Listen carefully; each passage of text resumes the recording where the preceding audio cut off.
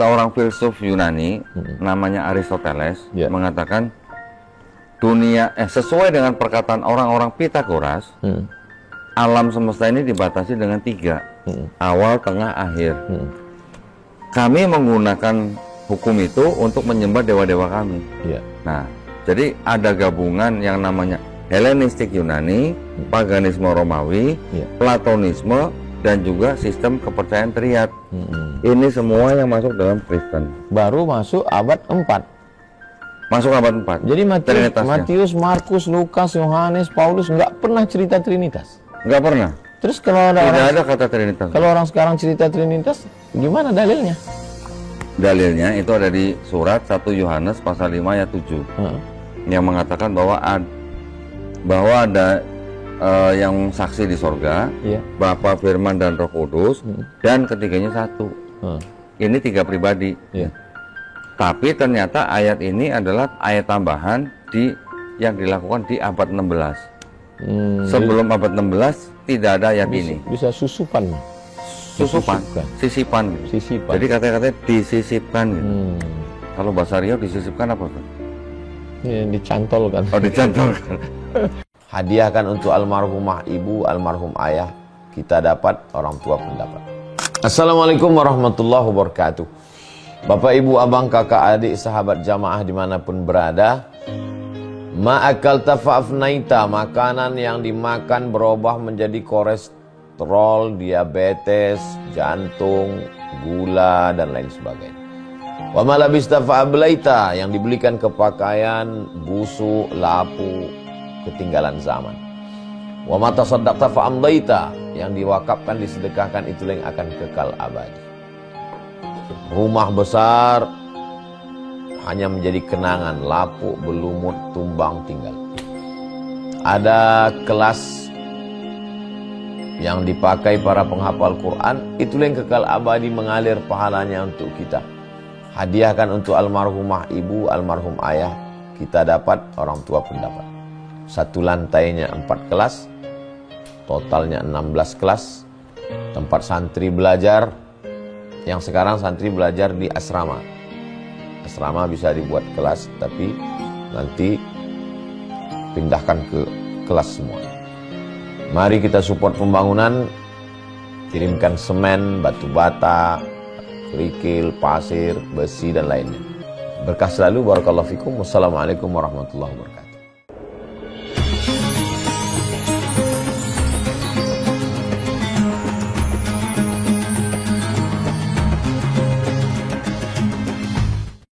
Bismillahirrahmanirrahim. Assalamualaikum warahmatullahi wabarakatuh. Waalaikumsalam warahmatullahi wabarakatuh. Alhamdulillah, Allahumma salli ala sayyidina Muhammad wa ala ali sayyidina Muhammad. Allahumma rabbi shrah li sadri wa yassir li amri wahlul 'uqdatam min lisani yafqahu qawli.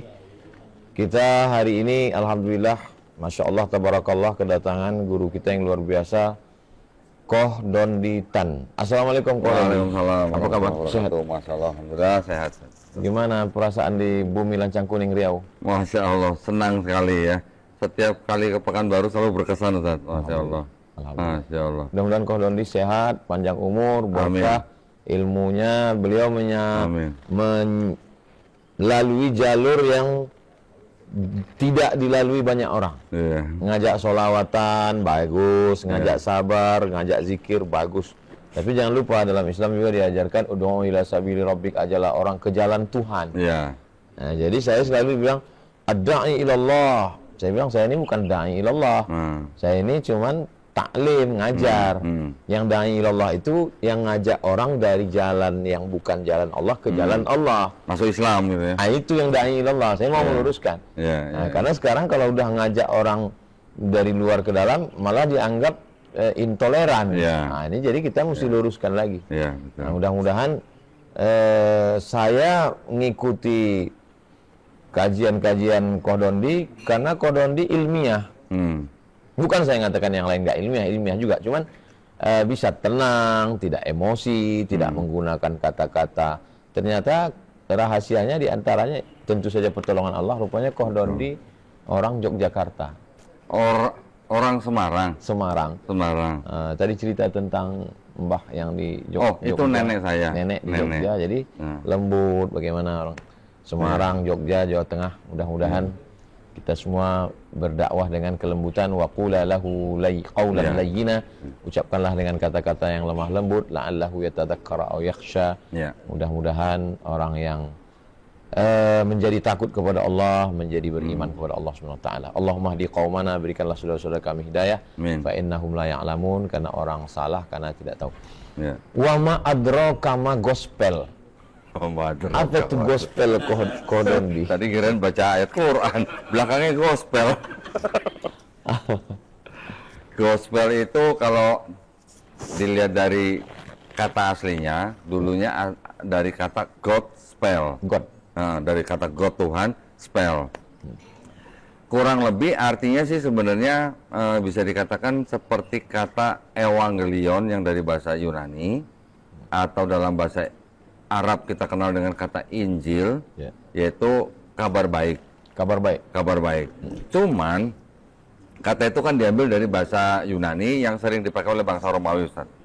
Tetapi dulu, zaman dulu sebelum ada istilahnya apa namanya yang kita kenal dengan Nabi Isa alaihissalam, bangsa Romawi itu menggunakan kata evangelion atau Injil itu atau gospel itu untuk kabar baik ketika mereka menang perang gitu kan. Oh, dapat berita menang perang nih. Ya. Evangelion. Ya, evangelion berita baik, kabar mereka menang perang. Tapi belakangan dipakai untuk kabar baik, bisa juga untuk kabar baik kelahiran seorang raja. Lahir raja. Julius Caesar disebut evangelion, kabar baik. Kaisar Agustus disebut evangelion. Yesus juga disebut evangelion. Gitu. Umum ya. Kalau disebut gospel itu apakah New Testament Perjanjian Baru atau New Testament Perjanjian Baru? Ya. Kalau yang gospel itu khusus untuk Perjanjian Baru atau New Testament. Gitu. Kenapa Perjanjian Lama itu kitab yang dipakai orang Yahudi ya? Perjanjian Lama itu kitabnya orang Yahudi yang dipakai sama orang Kristen. Terus orang Yahudinya nggak marah? Ya marah-marah, tapi jumlahnya kan mereka kalah banyak. Karena akhirnya Kristen ketika mereka tumbuh menjadi agama baru, mereka disokong oleh kekaisaran Romawi. Nah, ketika sudah ada kekaisaran Romawi di belakang Kristen, orang Yahudi kan jadi tambah gimana? Tambah ciut gitu. Jadi Kristen juga tumbuhnya karena memang ada keterlibatan kekaisaran Romawi dalam hal politik. Politik ya. Karena Kaisar Konstantin pada waktu itu, ketika dia sedang mempertahankan tahtanya, dia menggandeng kalangan gereja atau Kristen untuk mengamankan tahta dia gitu. Nah, supaya apa? Supaya dia tidak mudah digulingkan oleh pesaingnya. Jadi cari suara juga ternyata gitu, jadi zaman dulu saatnya. Untuk nyaman ya. Untuk nyaman. Karena zaman dulu kan orang ganti tahta itu kan bisa hanya dengan tusuk pisau mati langsung ganti kaisar gitu. Iya. Racun ya. Racun. Kejadian itu kitab pertama dalam Perjanjian Lama ya, itu Perjanjian Lama. Kemudian Keluaran segala macam dan seterusnya. Itu kapan ditulis? Dari Kejadian sampai kalau kitabnya orang Yahudi itu dari Kejadian sampai 2 Tawarik yang disebut dengan Tanakh itu ditulis kira-kira disusun, bukan ditulis ya?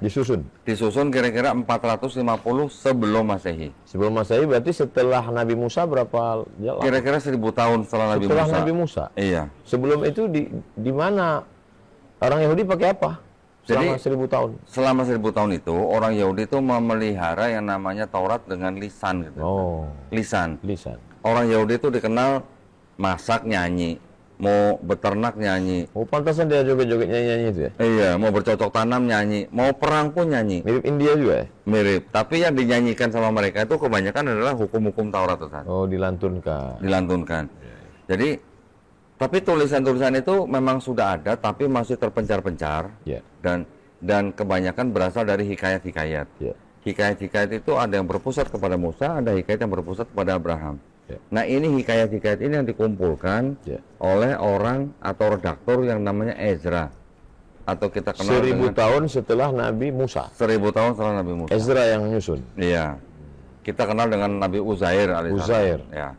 Jadi kalau kita melihat Nabi Musa alaihissalam ceritanya, itu kan yang masuk ke dalam 5 kitab Musa itu ternyata berasal daripada 4 sumber kisah. Ya, 4 sumber kisah ini terjadi kenapa? ketika bangsa Israel dibuang ke Babel di Babilonia. Pada zaman itulah bangsa Israel membuat 4 mazhab. Mazhab Yahwis, Elohis, Deuteronomis, dan Priestly. Ini masing-masing punya sumber kisah yang akhirnya masuk ke dalam 5 kitab Musa. Jadi 4 sumber masuk dalam 5 kitab Musa. Makanya banyak cerita yang diulang dan juga banyak cerita yang kontradiksi. Satu sama lain kontradiktif. Contoh ketika penciptaan manusia dan segala macam banyak kontradiksi. Nah, yang seperti itu kan sebenarnya bisa dikatakan tidak bisa dikatakan sebagai firman Tuhan gitu kan. Ini yang dipegang Yahudi sekarang. Yang dipegang Yahudi. Apakah ada pengurangan antara yang dipegang Yahudi dengan yang masuk ke dalam Nasrani? Ya. Pengurangan tidak. Sama. Cuman urutannya jadi berbeda. Urutan. Tapi urutan kalau yang Yahudi dari Kejadian sampai 2 Tawarik. Ketika masuk menjadi Kristen dari Kejadian sampai Maliaki. Kalau yang orang Yahudi bahasanya? Bahasa Ibrani. Yahudi sekarang? Yahudi Ibrani. Kalau setelah dipakai Kristen, itu Kristen menggunakan yang dari bahasa Ibrani setelah diterjemahkan ke bahasa Yunani. Yang bahasa Yunani ini diterjemahkan kira-kira tahun 270 sebelum Masehi. Yang memerintahkan itu Raja Ptolemy II di Mesir, Alexandria. Nah, kenapa diterjemahkan ke bahasa Yunani? Karena di Alexandria itu sudah banyak orang Yahudi yang sudah tidak paham dengan bahasa Ibraninya. Ngerti Ibrani. Karena sudah berada di dalam masa zaman Helenistik. Setelah Alexander Agung menguasai daerah Mediterania, mendominasi Persia sampai ke Mesir, Palestina juga. Kan di Alexandria Mesir itu jadi diberikan dinasti Ptolemy. Ptolemy ini kan jenderal perangnya Alexander Agung gitu. Yang akhirnya menjadi dinasti di Mesir. Gimana ceritanya buku orang Yahudi bisa masuk ke dalam Nasrani? Nah, yang menggunakan buku terjemahan bahasa Yunani ini kan orang-orang Yahudi juga. Tetapi orang-orang Yahudi yang sedang tinggal atau hidup pada zaman Helenistik Yunani, Ustaz. Tentu saja yang namanya pengaruh budaya Helenistik itu kan pasti masuk ke dalam sendi-sendi kehidupan mereka. Nanti ada yang akhirnya mempercayai sistem ketuhanan yang berbeda dengan apa yang mereka ketahui dari Taurat. Bahkan orang-orang Yahudi sendiri kan juga ada yang menjadi filsuf Yunani. Sampai akhirnya pemikiran-pemikiran filsuf ini yang menjadi pengaruh bagi orang-orang Yahudi sendiri untuk membuat ajaran baru dari Yudaisme. Jadi Yudaisme ini sebenarnya pecah, Ustaz. Pecah Yudaisme ini artinya apa? Yang satu mempertahankan Taurat, yang satu mengeluarkan ide baru dengan agama Kristen. Jadi yang menciptakan agama Kristen siapa? Ya orang Yahudi juga. Yahudi juga, tapi orang yang namanya Paulus itu.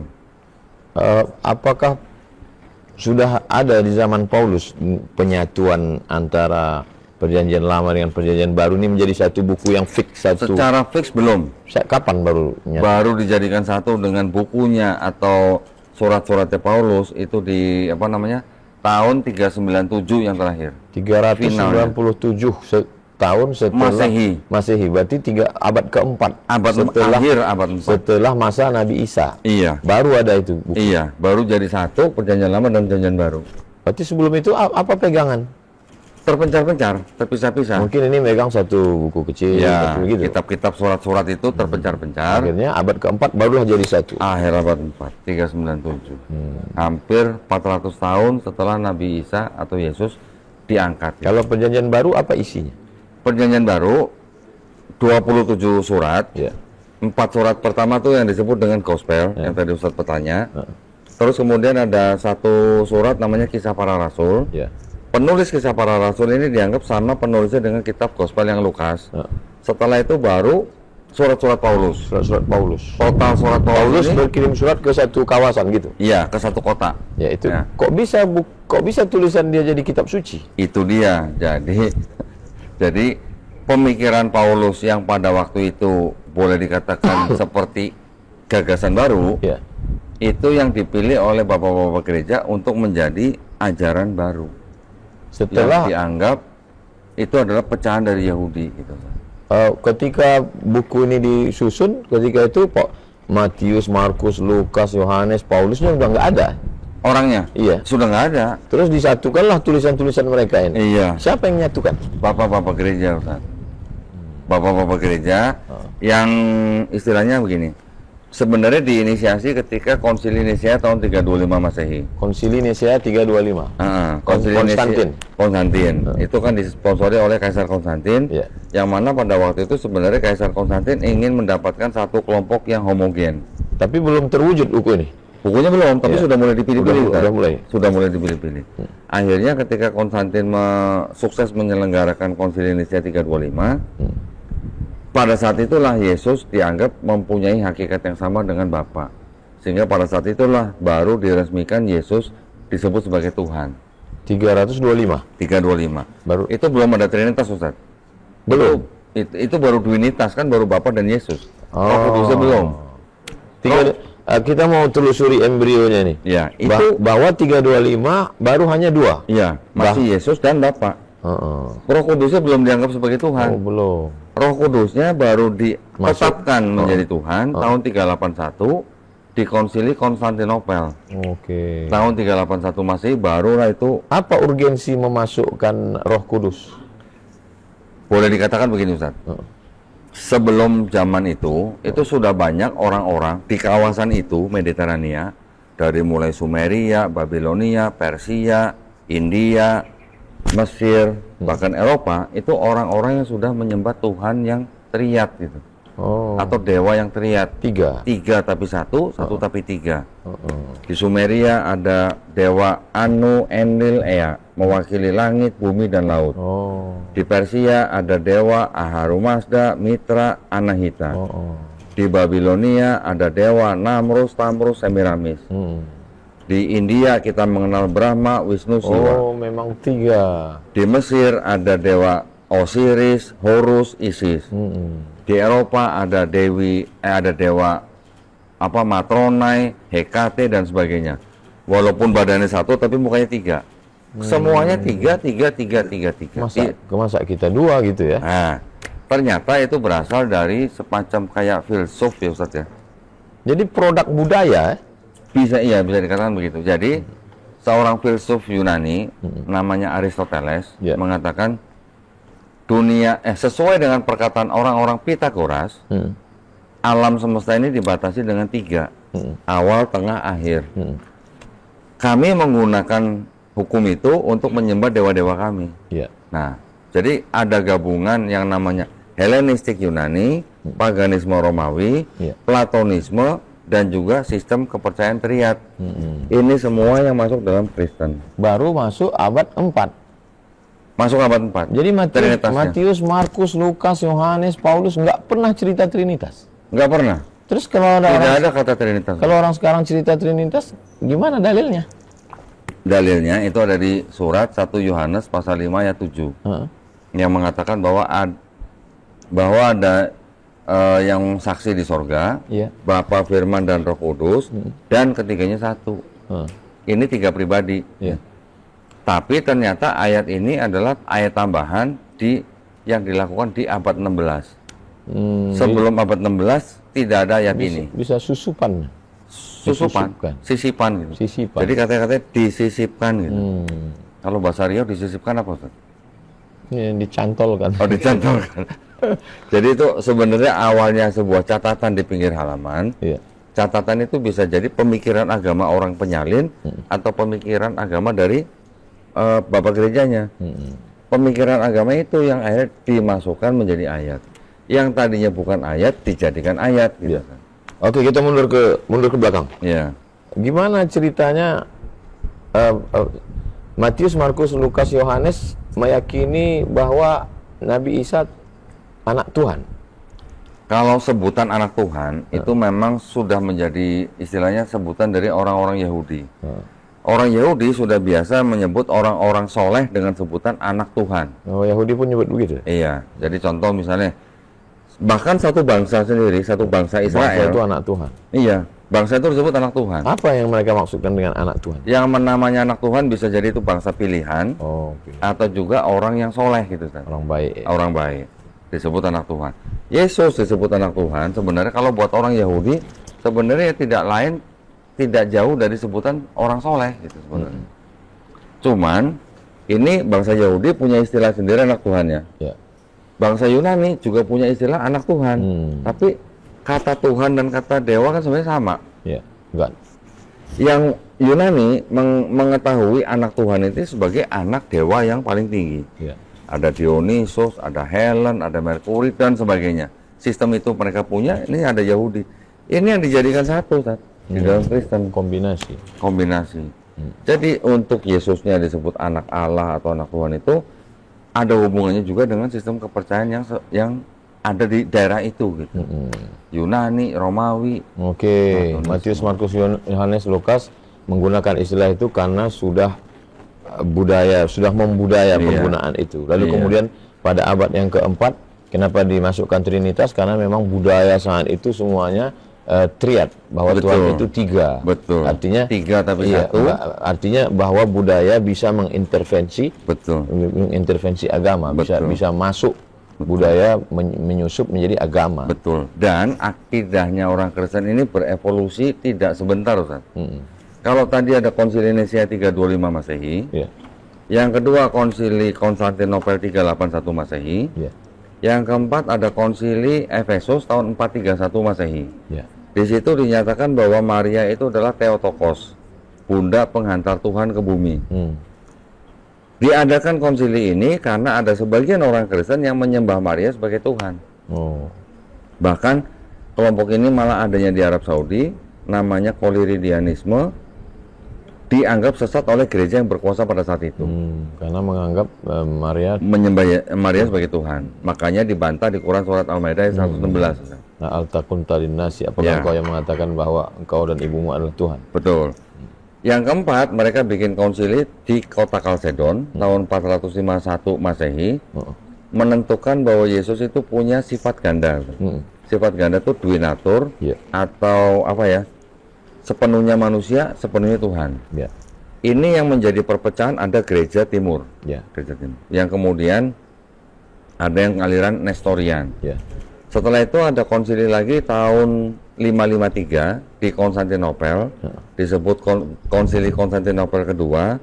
Ini menyatakan bagaimana memisahkan sifat ganda Yesus tanpa meninggalkan Kristus. Nah, mulai pusing Ustaznya. Dia manusia tanpa meninggalkan ke Bapa hanya. Bagaimana memisahkan sifat ganda Yesus tanpa meninggalkan Kristusnya gitu. Bikin lagi konsili di Konstantinopel tahun 687. Yang buat ini raja-rajanya? Iya, raja-raja yang di daerah situ, Tat. Terus raja dengan ustadz-ustadznya ngumpul, pemuka agamanya. Gimana kalau kita edit nih gitu? Jadi mereka merumuskan, bagaimana akidahnya itu. Tahun 687 dibuat lagi konsili di Konstantinopel, yaitu Konstantinopel ketiga. Yesus itu punya satu kehendak atau dua kehendak. Coba, itu dipikirkan sama Bapak Gereja. Karena dia manusia juga, Tuhan juga gitu. Karena sudah terlanjur hybrid. Listrik dengan minyak. Terus terakhir bikin lagi konsili di Nisia yang kedua. Itu disebut Konsili Nisia 2 tahun 787. Yang sebelumnya tadi 681, ini sekarang 787.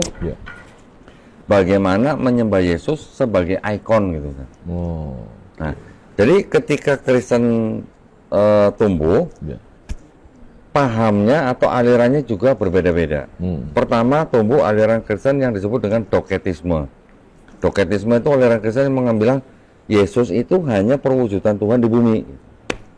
Ini kalah dengan kelompok Kristen yang separatisme. Separatisme bilang Yesus sebelum dibaptis itu belum Tuhan. Tapi ketika dia disalib, yang diangkat itu Kristusnya, bukan Yesusnya. Ini makanya disebut kelompok separatisme, memisahkan antara Yesus dan pemikiran ini dari mana datangnya? Ya dari orang-orang yang sudah terbiasa dengan sistem kepercayaan yang dari orang-orang yang seperti tadi yang teriak dan segala macam. Yang dari Yunani juga pengaruhnya besar. Berkreasi ya. Jadi mereka menggunakan apa ya, kayak semacam filosofi. Ya. Kemudian timbul gerakan Kristen yang menamakan dirinya modalisme kan. Modalisme itu bisa dikatakan seperti peran. di kantor peran sebagai direktur, di rumah sebagai rumah tangga, sebagai jenderal, sebagai di lingkungan sebagai RT gitu misalnya. Multi talent. Nah, jadi ada bapak dan anak gitu. Akhirnya peran yang modalisme ini pecah menjadi monarkianisme dan sabellianisme. Ini yang mengatakan bahwa yang Yesus adalah Bapa adalah Yesus satu pribadi, bukan tiga pribadi. Baru terakhir kalah oleh kalangan yang Trinitarianisme. Ini yang mayoritas? Yang mayoritas sekarang. Trinitarianisme ini yang mengatakan Bapa satu pribadi, Yesus satu pribadi, Roh Kudus satu pribadi, tapi bukan tiga Tuhan, tapi satu Tuhan. Bapa Maha Kuasa, Yesus Maha Kuasa, Roh Kudus Maha Kuasa, tapi bukan tiga Maha Kuasa, tapi satu Maha Kuasa. Iya. Yang pusing-pusing tuh, bisa minum bodrek gitu. Minum kopi dong. Oh iya, minum kopi dulu. Baru kita nyambung, bukan kita ya, saya baru nyambung. Yang video, mohon maaf saudara kita Nasrani di Yahudi, di Israel, diludahi oleh orang Yahudi. Kan kita mestinya kalau buku kita diambil orang kita bangga kan? Iya.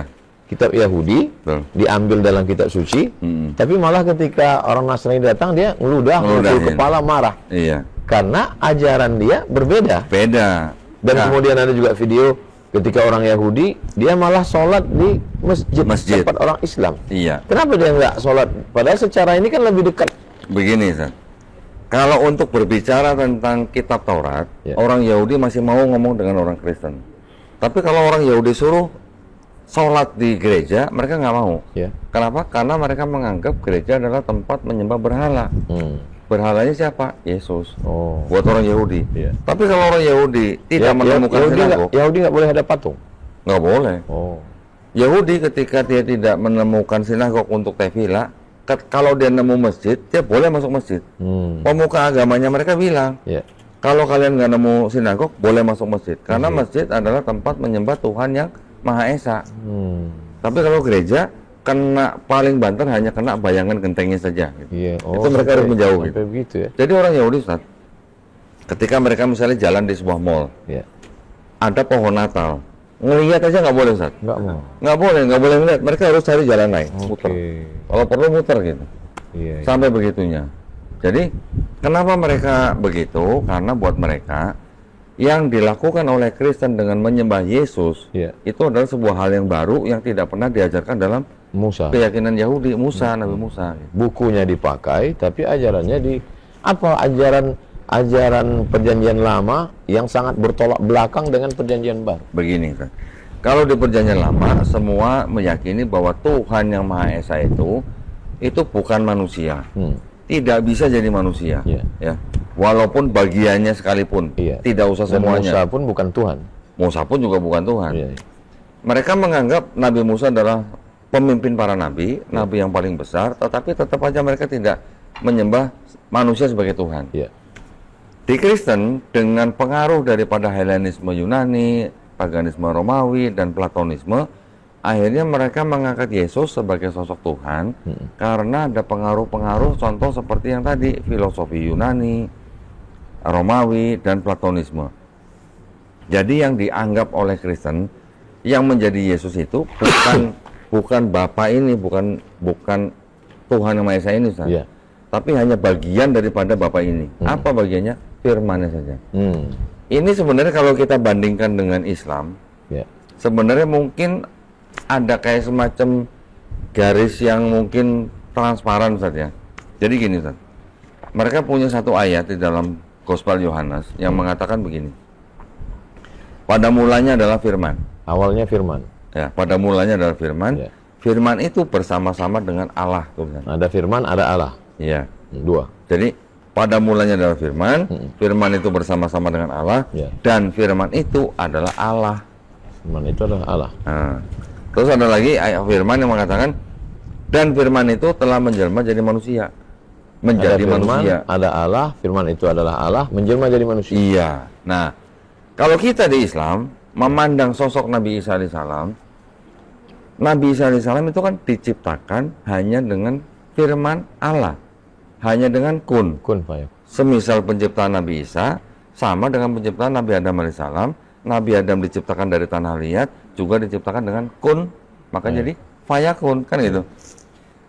penerjemahan yang tadi yang Yohanes 1:1 itu sebenarnya boleh dikatakan kalau kita tidak mengkritisi susunan kata-katanya, berarti di situ sebenarnya bisa juga diartikan Tuhan itu menggunakan firman-Nya menciptakan Yesus atau Tuhan Nabi Isa. berfirman. Tuhan maka berfirman. jadilah makhluk bernama Isa.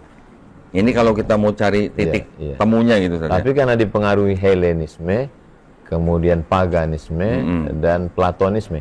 Jadi ya mix ini ya, mix antara tiga. Nah, apa itu Helenisme, apa itu paganisme, dan apa itu Platonisme? Gini, Helenisme itu diambil dari nama Dewi Helen. Kalau di sistem kepercayaan Helenisme itu ada dewa yang paling tinggi namanya Dewa Zeus.